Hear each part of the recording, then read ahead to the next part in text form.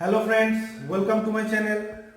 আমি আমার প্রিয় ছাত্রছাত্রীদের কাছে আজকে ক্লাস 12-এর প্রথম অধ্যায়ের সামুদ্রিক প্রক্রিয়া ভূমিরূপ টপিকটা নিয়ে আলোচনা করার জন্য হাজির হয়েছি। তাহলে আজকে আমরা জেনে নেব সামুদ্রিক প্রক্রিয়া ও ভূমিরূপটা ঠিক কী। আমরা এর আগে ক্লাস 10 জেনেছি যে বিভিন্ন প্রক্রিয়ার দ্বারা নদী, হিমবাহ বিভিন্ন ধরনের ভূমিরূপ সৃষ্টি করে থাকে। এইভাবে সমুদ্র উপকূল অঞ্চল বা সমুদ্রের কার্যের দ্বারা নানা ধরনের ভূমিরূপ সৃষ্টি হয়ে থাকে। তো সেটা তো আমরা জানবো, ভূমিরূপ কী কী ভূমিরূপ সৃষ্টি করে থাকে পরবর্তী বিষয়ে আমরা যাব। কিন্তু তার আগে আমরা জেনে নেব সমুদ্রের কোন অংশটাকে আমরা ঠিক কীভাবে আমরা জানি। প্রথমেই আমাদের সমুদ্র প্রত্যেকেই আমরা গেছি। সমুদ্রে গেলে আমরা দেখতে পাই সমুদ্রের একটা টাইম জোয়ার হচ্ছে, একটা টাইম ভাটা হচ্ছে। যখন ভাটা হয় তখন তার যেখানে সবচেয়ে নিচের দিকে যতটা জল নামে, অর্থাৎ ভাটার সময় সর্বনিম্ন জল, সেখান থেকে আমাদের একেবারে ভৃগুর পাদদেশে, অর্থাৎ আমাদের যেখানে জল কখনো ওঠে না, মোটামুটি একটু ঢাল উঁচু জায়গা, সেই জায়গা পর্যন্ত এই সমগ্র অংশটিকে আমরা বলতে পারি তটভূমি। একে আমরা তটভূমি বলি। জোয়ারের ভাটার সর্বনিম্ন জল এবং ভৃগুর পাদদেশ পর্যন্ত এই যে গ্যাপটিকে আমরা বলতে পারি তটভূমি। এই তটভূমির মধ্যে দুটো ভাগ আছে, একটা সম্মুখ তটভূমি, একটা পশ্চাৎ তটভূমি। মানে ভাটার সর্বনিম্ন জল এবং জোয়ারের সর্বোচ্চ জল, মানে এই পর্যন্তই সমুদ্রের জল আবরণ করে, এর উপর ওঠে না। এই অংশটিকে আমরা বলি সম্মুখ তটভূমি। মানে জোয়ারের জল এবং ভাটার জল এই জায়গাটাতেই আপ ডাউন করে, মানে দিনের যখন জোয়ার হয় তখন এই জায়গাটা পুরো জলে ভরে থাকে, ভাটা হলে এই জায়গাটা নেমে যায়। তাহলে এটাকে আমরা বলি সম্মুখ তটভূমি। এই জোয়ারের জল যেখানে উঠছে তারপর থেকে ভৃগুদেশী পর্যন্ত এই অংশটিকে আমরা বলছি পশ্চাৎ তটভূমি।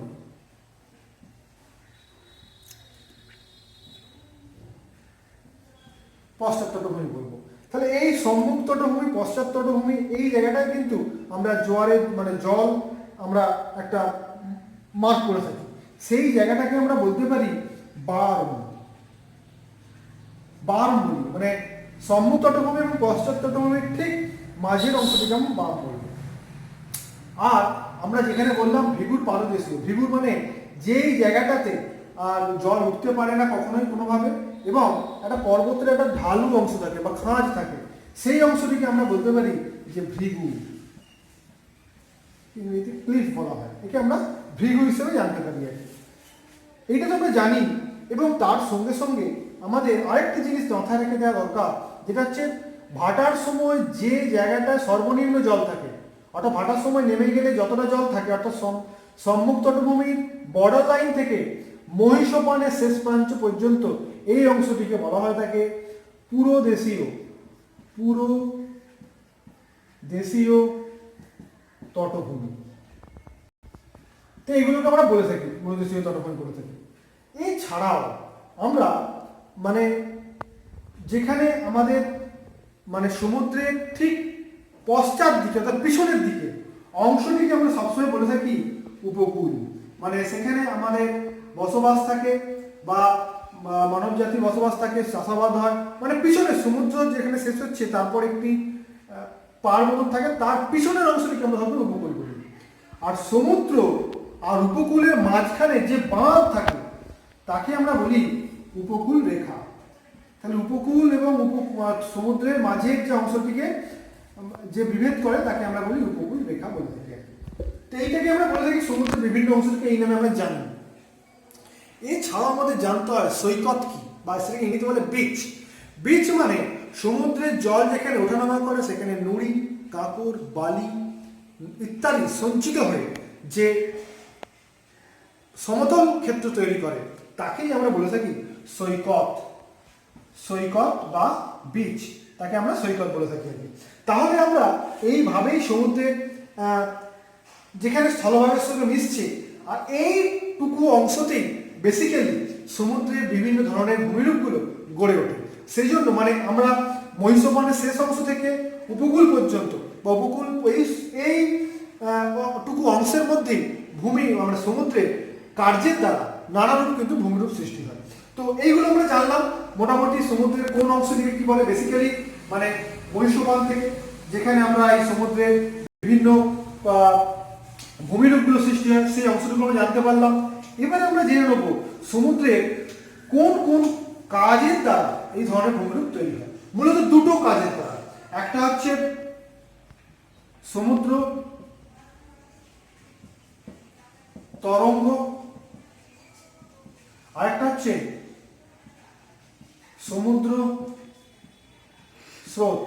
সমুদ্র স্রোত মানে তো আমরা জানি যেটা উপকূল বরাবর যায় সেটা সমুদ্র স্রোত। সমুদ্র স্রোতের ফলে সাধারণত কোনো ভূমির বা উপকূল অঞ্চলে কোনো সেই অর্থে কোনো পরিবর্তন হয় না, এটা জলবায়ুর পরিবর্তন ঘটায় বা আবহাওয়ার পরিবর্তন ঘটায়, কিন্তু ভূমিরূপ প্রক্রিয়াতে কিন্তু সমুদ্র স্রোতের সেইভাবে কোনো গুরুত্ব থাকে না। কিন্তু সমুদ্র তরঙ্গের কিন্তু একটা অনেক এর উপর কিন্তু ইম্প্যাক্ট আছে, মানে ভূমিকা বা গুরুত্ব অনেকটা কিন্তু বেশি আছে। তো সেই ক্ষেত্রে আমরা সমুদ্রের তরঙ্গ কি একটু জেনে নেব। সমুদ্রের তরঙ্গ হচ্ছে সমুদ্রের মধ্যে বায়ুপ্রবাহ বা ভূমিকম্পের মাধ্যমে জল যখন উল্লম্বভাবে, অর্থাৎ উল্লম্বভাবে ওঠানামা করে, মানে এইভাবে আপ ডাউন করে, তখন তাকে আমরা বলতে পারি সমুদ্র তরঙ্গ, বা ইংরেজিতে বলা হয় সমুদ্র বা সি ওয়েভ, একে আমরা বলতে পারি আর কি। এই সমুদ্র তরঙ্গ বলতে গিয়ে আমাদের একটি কথা খুব মানে মাথায় রাখতে হবে যে সব সমুদ্র তরঙ্গেই যে কার্যের প্রকৃতি এক হবে তা নয়। সমুদ্রের দূরত্ব, তার তরঙ্গ সমস্ত কিছুর উপর নির্ভর করে কিন্তু এই ধরনের সামুদ্রিক প্রক্রিয়াগুলো নির্ভর করে থাকে। সমুদ্র তরঙ্গ পড়তে গিয়ে যেটা আমাদের জেনে নিতে হবে সেটা ফেজ কি। উন্মুক্ত সমুদ্রে বায়ুপ্রবাহ যতটা পথ অতিক্রম করতে পারে তাকেই আমরা বলতে পারি ফেজ, তাকেই আমরা বলতে পারি ফেজ। তাহলে সমুদ্র তো যত বড় সমুদ্র হবে, যত সমুদ্র যত উন্মুক্ত হবে, ফেজ তত দীর্ঘ হবে। সমুদ্র যত উন্মুক্ত যত ছোট হবে, ফেজের দৈর্ঘ্য কিন্তু তুলনামূলকভাবে অনেক কমে আসবে আর কি। তাই ফেজের উপর নির্ভর করে কিন্তু আমাদের সমুদ্র তরঙ্গেরও কিন্তু গতি বা সমুদ্র তরঙ্গেরও বিভিন্ন ধরনের যে প্রকৃতি কিন্তু পরিবর্তন হয়ে থাকে আর কি। যেটা আমাদের জানতে হবে সমুদ্রের তরঙ্গের বিভিন্ন পরিভাষাগুলো। কি পরিভাষা জানতে হবে? একটি হচ্ছে, প্রথমে আমরা একটু জেনে নেবো, একটু আমরা লিখে নেবো বিষয়গুলো, তাহলে তোমাদের জানতে একটু সুবিধা হবে আর কি। যেমন আমরা একটু আগে এঁকে নিই, সমুদ্র তরঙ্গ কেমন থাকে সাধারণত এরকমভাবে থাকে, তাই তো? এইভাবেই হয়ে থাকে। তো আমরা যদি দেখে নিই তরঙ্গগুলো কিন্তু এইভাবে আপ ডাউন করে।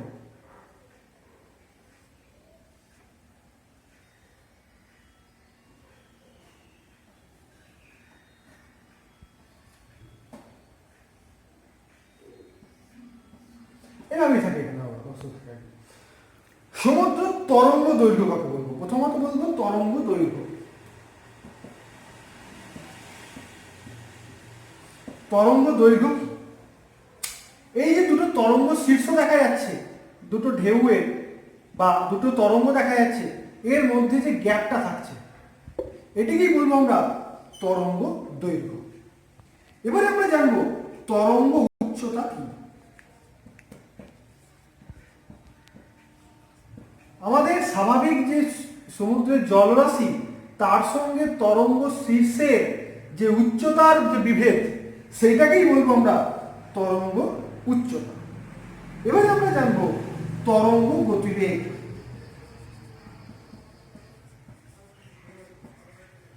তরঙ্গ গতিবেগ মানে দুটো তরঙ্গের মধ্যে একটি নির্দিষ্ট সময়ে তার গতিকেই আমরা বলবো তরঙ্গ গতিবেগ। মানে একটি তরঙ্গের প্রতি সময় এককে যতটা পথ দূরত্ব অতিক্রম করে বা তার গতিটাকেই আমরা বলবো তরঙ্গ গতিবেগ। তাহলে এইভাবে আমরা তরঙ্গের বিভিন্ন টপিকগুলো আমরা জানতে পারলাম। এবারে আমরা জানবো সমুদ্র তরঙ্গের যে তাদের মানে অভিমুখ অনুযায়ী তাদেরকে কিভাবে আমরা শ্রেণীবিভাগ করতে পারি। এটা একটু এঁকে আমরা দেখে নেবো, কারণ না হলে আমরা বুঝতে পারবো না। কিভাবে আমরা দেখবো? আমরা দেখে নেবো এইভাবে যে অভিমুখ অনুযায়ী বা গমন অভিমুখ অনুযায়ী কিভাবে গমন অভিমুখ অনুযায়ী আমরা কভাগে ভাগ করি। প্রথমত দুভাগে ভাগ করি। একটা হচ্ছে আমাদের অনুপ্রস্থ, আর একটা হচ্ছে আমাদের অনুদৈর্ঘ্য, একটা অনুপ্রস্থ তরঙ্গ, একটা অনুদৈর্ঘ্য তরঙ্গ। এই অনুপ্রস্থ তরঙ্গ আর অনুদৈর্ঘ্য তরঙ্গের মধ্যে দুটো ফারাক আছে। গভীর সমুদ্রে যখন ভূমিকম্প বা বায়ুপ্রবাহের দ্বারা তরঙ্গ উল্লম্বভাবে আপ ডাউন করে, অর্থাৎ আমাদের যদি সমুদ্র গভীরতা এইভাবে আস্তে আস্তে এরকম থাকে, যদি আমাদের সমুদ্রের এইভাবে আস্তে আস্তে পাড়ের দিকে এগোয়, এটা গভীর সমুদ্র, তাহলে কি দেখা যাবে? সমুদ্রের তরঙ্গগুলো কিন্তু মানে উপরে কিন্তু বৃত্তাকারে আপ ডাউন করবে, মানে আপ ডাউন করবে আর কি। তখন তাকে আমরা বলবো অনুপ্রস্থ তরঙ্গ, অর্থাৎ গভীর সমুদ্রে অনুপ্রস্থ তরঙ্গ কিন্তু দেখা যায়। এবারে এই অনুপ্রস্থ তরঙ্গ যত উপকূলের দিকে, অর্থাৎ এই দিকে তার গতিবেগ দেখা যাবে বা সে গতি প্রাপ্ত হবে এই দিকে, উপকূলের দিকে, তখন এই যে আমাদের জলের গভীরতা হ্রাসের দরুন, মানে যত উপকূলের দিকে যাবে জলের গভীরতা কিন্তু তত কমতে থাকবে। তখন এই যে বৃত্তাকার যে মানে বৃত্তাকার ভাবে যে আপ ডাউন করতো, সেটি আস্তে আস্তে ওভাল টাইপের হয়ে যাবে। এই ওভাল টাইপের হয়ে যেতে যেতে তখন সমুদ্রের পাড়ের দিকে এগোবে, এইভাবে তখন এগোবে আর কি। তখন এইভাবে এগোচ্ছিল, মানে তখন তার গতি অভিমুখ ছিল উল্লম্বভাবে, এখন তার আনুভূমিকভাবে হয়ে যাচ্ছে এবং সেটা বৃত্তাকারই আছে, মানে গোলাকারই আছে, কিন্তু সেটা মানে আমাদের অনেকটা অভিগত, আমাদের কি বলবো, ডিম্বাকার হয়ে গেছে। সেই জন্য এর তখন অভিমুখটা থাকে উপকূলের দিকে, তখন তাকে আমরা বলবো অনুদৈর্ঘ্য তরঙ্গ। তাহলে অনুপ্রস্থ তরঙ্গ আর অনুদৈর্ঘ্য তরঙ্গের মধ্যে কিন্তু ফারাক আছে। এই অনুদৈর্ঘ্য তরঙ্গের উপরেই কিন্তু ঢেউয়ের পরিমাণ ইত্যাদি নির্ভর করে, মানে যত আমাদের গভীরতা জলের কমতে থাকবে ঢেউয়ের পরিমাণ কিন্তু তত কিন্তু বাড়তে থাকবে। তাহলে গমন অভিমুখ অনুযায়ী আমরা সমুদ্র তরঙ্গকে দুভাগে কিন্তু ভাগ করতে পারি। এবারে যেটা আরো গুরুত্বপূর্ণ বিষয়, মানে আমাদের উপকূলে নানা ধরনের ভূমিরূপ সৃষ্টিতে যেটা সমুদ্র তরঙ্গ সৃষ্টি করে থাকে, সেটা আমরা বলতে পারি যে কার্যের ভিত্তিতে আমরা কিভাবে ভাগ করতে পারি। একটা হচ্ছে আমরা বলতে পারি যে বিনাশকারী তরঙ্গ, আর একটা হচ্ছে গঠনকারী তরঙ্গ। আচ্ছা, বিনাশকারী মানে গঠনকারী মানে আমরা প্রত্যেকেই মানেটা বুঝতে পারছি। বিনাশ মানে ধ্বংস হওয়া, আর গঠন মানে সৃষ্টি হওয়া। এই বিনাশকারী তরঙ্গ আর গঠনকারী তরঙ্গ বলার আগে আমি দুটো জিনিস বলে নেব। কি বলে নেব? সেটা হচ্ছে, একটু এখানে আমি এটা মুছে দিচ্ছি, তাহলে তোমাদের জানতে আরো সুবিধা হবে। যে সমুদ্রে ধরো একটা উপকূল অংশ, এভাবে সমুদ্র, এখানে এই যে ঢেউটা ক্রমশ সমুদ্র থেকে পাড়ের দিকে আসছে, তখন সেটিকে আমরা বলি সোয়াস। আর এই যে ঢেউটা পাড়ে ধাক্কা খেয়ে আবার ব্যাকে ফিরে যাচ্ছে, সেইটাকে বলা হয় ব্যাক ওয়াশ। তাহলে সোয়াস মানে উপকূলের দিকে যে সমুদ্র জলরাশিটা আসছে তাকে আমরা সোয়াস বলি, আর সেই সমুদ্র জলরাশিটা যখন আবার পাড়ে উপকূলে ধাক্কা খেয়ে আবার সমুদ্রের দিকে ফিরে যাচ্ছে, সেই দিকে আমরা বলি ব্যাকওয়াশ। এই সোয়াস ব্যাকওয়াশের উপর ভিত্তি করেই কিন্তু আমাদের সৃষ্টি হয়ে থাকে, অর্থাৎ আমাদের বিনাশকারী তরঙ্গ গঠনকারী তরঙ্গ নির্ভর করতে হবে। এই বিনাশকারী তরঙ্গটা কিভাবে হয়? সোয়াস মানে কি? সোয়াস মানে পাড়ের দিকে আসছে, মানে সে সমুদ্র থেকে পলি বালি ইত্যাদি সঞ্চয় মানে নিয়ে আসছে উপকূল ভাগে। আর ব্যাকওয়াশ মানে কি? সে কিন্তু পাড় থেকে নিয়ে চলে যাচ্ছে গভীর সমুদ্রের দিকে। তাহলে একটা আসছে, আবার একটা কিন্তু ফিরে নিয়ে যাচ্ছে। যদি যে তরঙ্গ সোয়াস অপেক্ষা ব্যাকওয়াশ বেশি শক্তিশালী, মানে ব্যাকওয়াশ শক্তিশালী হবে, ব্যাকওয়াশ শক্তিশালী, সেখানে বিনাশকারী তরঙ্গ থাকবে, বা সেখানে বিনাশকারী তরঙ্গটা বা উপকূল ভাগ ক্ষয় হবে, সেটা সৃষ্টি হয়ে থাকবে। মানে আমরা যদি যেটা বললাম এতক্ষণ ধরে, সোয়াস আর ব্যাকওয়াশে, সোয়াস অপেক্ষা যদি ব্যাকওয়াশ শক্তিশালী হয় তাহলে সেখানে বিনাশকারী তরঙ্গ হবে। আর এই যেখানে অর্থাৎ ব্যাকওয়াশের তুলনায় যদি সোয়াস শক্তিশালী হয়, যদি সোয়াস শক্তিশালী হয়ে থাকে, সোয়াস যদি শক্তিশালী হয়ে থাকে ব্যাকওয়াশের তুলনায়, তাহলে সেখানে কিন্তু উপকূল ভাগ গঠন করবে। তাহলে এইভাবেই কিন্তু আমাদের গঠনকারী তরঙ্গ বা বিনাশকারী তরঙ্গ কিন্তু সোয়াস ব্যাকওয়ার্ডের উপর কিন্তু নির্ভরশীল, সেটা আমরা জেনে নিয়েছি আর কি। এবারে আমাদের আরো বেশ কিছু জিনিস আমাদের জেনে রাখতে হবে, যেমন আমরা প্রথমেই আলোচনা করেছি সমুদ্র স্রোত কি, এগুলো আমরা আলোচনা করেছি। এরপরে যে বিষয়টা আমাদের জানতে হবে যে এটা ঢেউ সমন্বিত ব্যাপার, এটাকে আমরা বলে থাকি উর্মি ভঙ্গ। ধরো যে এটা যে সমুদ্র তলদেশ, আমরা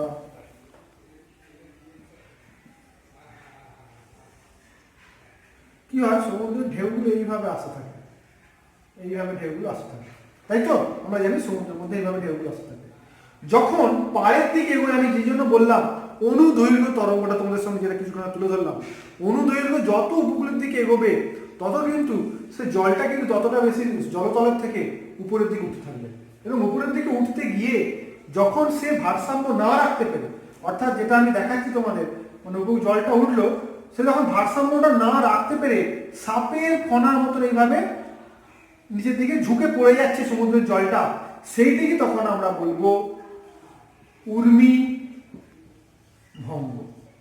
তাহলে জলের তরঙ্গ, সমুদ্রের জলের তরঙ্গ যখন ভারসাম্য না রাখতে পেরে সাপের ফনার মতন যখন ঝুঁকে পড়ছে, তখন বলছি আমরা উর্মি ভঙ্গ। আর এই উর্মি ভঙ্গ যে রেখা বরাবর হচ্ছে, যে রেখা বরাবর ভারসাম্য রাখতে পারছে না, তাকে তখন আমরা বলি প্লাঞ্জ, প্লাঞ্জ রেখা। তাহলে প্লাঞ্জ রেখা ও উর্মি ভঙ্গ সম্পর্কে কিন্তু আমরা একটা ধারণা করলাম। এই সকল কারণের দ্বারা এবং সমুদ্র উপকূলে নানা ধরনের কিন্তু ভূমিরূপ সমুদ্র তার কার্যের মাধ্যমে কিন্তু করে থাকে। আমরা পরবর্তী ক্ষেত্রে সমুদ্রের বিভিন্ন কার্যগুলো আলোচনা করব পরবর্তী ক্লাসে, মানে ক্ষয়, বহন এবং সঞ্চয়ের ফলে কী কী ধরনের ভূমিরূপ সৃষ্টি করে, সেটা একটা ক্লাসে দেখানো সম্ভব নয়, গোটা কয়েক ক্লাস লাগবে আমাদের। আজকের ক্লাসটি যদি তোমাদের ভালো লাগে থাকে তাহলে তোমরা লাইক করো, শেয়ার করো, আর চ্যানেলটি তোমরা অবশ্যই সাবস্ক্রাইব করো পরবর্তী ভিডিওগুলো পাওয়ার জন্য বা পরবর্তী ক্লাসগুলো তোমাদের দেখার জন্য, জানার জন্য। আজকে যদি ক্লাসের তোমাদের বিষয়ে যদি কোনো প্রশ্ন থেকে থাকে তাহলে আমাকে অবশ্যই কমেন্ট বক্সে জানাও, আমি সেগুলো উত্তর দেওয়ার চেষ্টা করব।